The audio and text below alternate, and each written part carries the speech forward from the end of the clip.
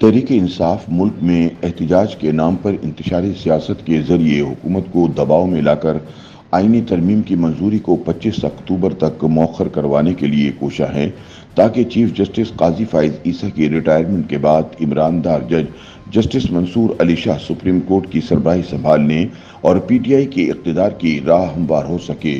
ताहम हुकूमत ने न सिर्फ पार्लियामेंट से अदालती इस्लाहात बारे आईनी तरमीम की मंजूरी के लिए 2/3 अक्सरियत का बंदोबस्त कर लिया है, बल्कि मुल्क में शरपसंदी फैलाने की साजिश करने वालों की ठुकाई और धुलाई की हिकमत अमली भी मुरतब कर ली है, जिस पर जल्द अमल दरामद शुरू हो जाएगा।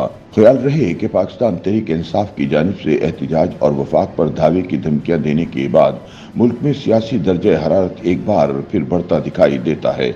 मुबस्सरीन के मुताबिक हुकूमत की जानिब से जुडिशल पैकेज लाने की कोशिशों और आइन के आर्टिकल 63A से मुतालिक सुप्रीम कोर्ट के फैसले के बाद तहरीक इंसाफ के एहतजाज में शिद्दत आ रही है। दूसरी जानिब वजीर आला खैबर पख्तूनख्वा की जानिब से इस्लामाबाद की जानिब मार्च और फिर अचानक मंजरनामे से गायब होने और वापस पेशावर पहुंचकर वफाक पर दोबारा हमला आवर होने की धमकियों का मामला भी अवामी और सियासी हलकों में मौजूए बहस बना हुआ है, और सवाल उठाया जा रहा है कि आखिर तहरीक इंसाफ चाहती क्या है। क्या इमरान खान एक बार फिर जारहाना हिकमत अमली इख्तियार कर रहे हैं?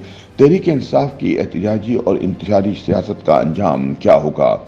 मुबस्सरीन के मुताबिक 25 अक्टूबर को आला अदलिया में आने वाली तब्दीली और हुक्मरान इत्तेहाद की जानिब से पार्लियामान से जुडिशल पैकेज मंजूर कराने में नाकामी के बाद तहरीक इंसाफ ने एहतजाज का सिलसिला तेज किया है।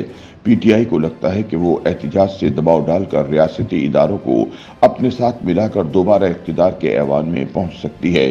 तहम ज़मीनी हक़ाइक़ पीटीआई की इस ख्वाहिश की नफ़ी करते दिखाई देते हैं।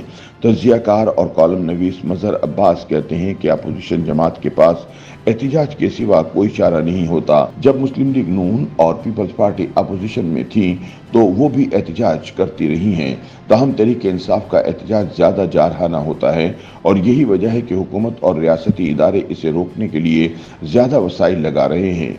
उनका कहना था कि हुकूमत अब तहरीक इंसाफ को दहशतगर्द करार देती है। हालांकि पहले मुस्लिम लीग नून और पीपल्स पार्टी वाले पीटीआई को मम्मी डैडी पार्टी समझते थे। मज़हर अब्बास का कहना था कि तहरीक इंसाफ की एहतजाज की सियासत पर एतराज़ हो सकता है, लेकिन पीटीआई समझती है कि 8 फरवरी के इंतखाबात में धांधली हुई थी और अब जुडिशल पैकेज भी इसी सिलसिले की कड़ी है। दूसरी जानिब तज्ज़ियाकार और कॉलम नवीस सलमान गनी कहते हैं कि एहतजाज और जारहाना हिकमत अमली शुरू से ही तहरीक इंसाफ की क़यादत का खासा रहा है। उनका कहना था कि तहरीक इंसाफ के एहतजाज में अब तशद्दुद का अंसर भी नज़र आ रहा है।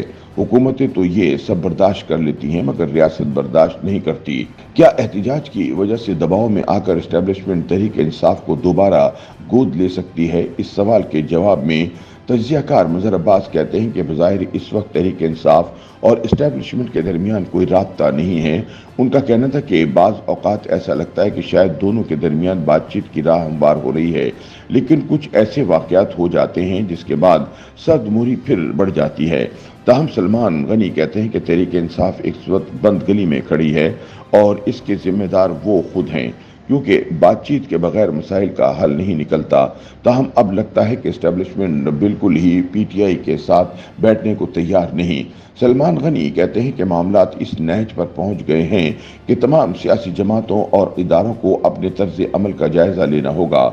उनका कहना था कि जिद और हट धर्मी का रवैया तर्क करना पड़ेगा। मुल्क अब इन हालात का मुतहम्मिल नहीं हो सकता।